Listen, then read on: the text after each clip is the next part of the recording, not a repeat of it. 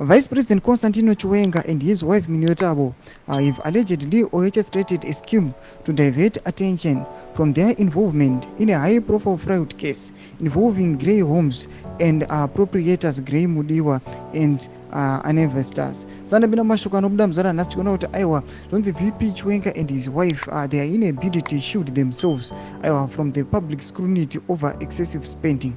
Sanabina Mashukablanyu Gopana not subscribe or like out on the bell.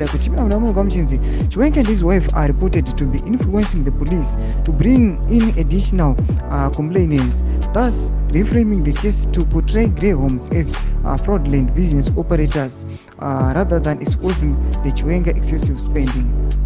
Sources familiar with the situation claim that Chiwenga and his wife directed the police investigation unit to seek out other complainants to dilute the focus on their dealings with the Grey Homes. They are worried about what this case could reveal. People are asking, how did Chiwenga's wife come up with the nearly $1 million US in just 6 months, the sources said.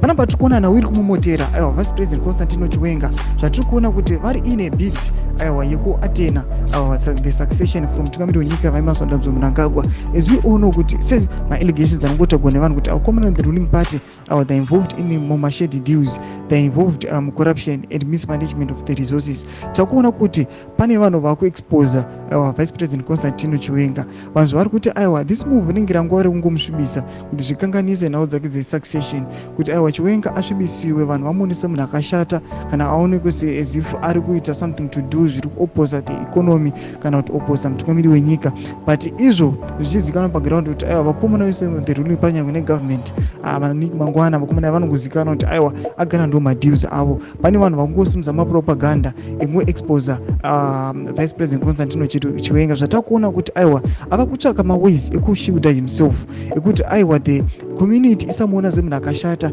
aida kutsvaka macomplainants, aida kutsvaka vanhu vangaita kuti nyaya yake ivharidzirwe kuti tsara rake rirambe rakachena. Burudzai mafungiro enyu pamusoro pechitiko ichi zvarikuona vanhu vakushamisika kuti mukadzi waVP Chiwenga mamillions aava kubata angamawanepi yasina kana 6 months. Tudzai mafungiro enyu pane comment section medu. Subscribe or like and turn on the bell.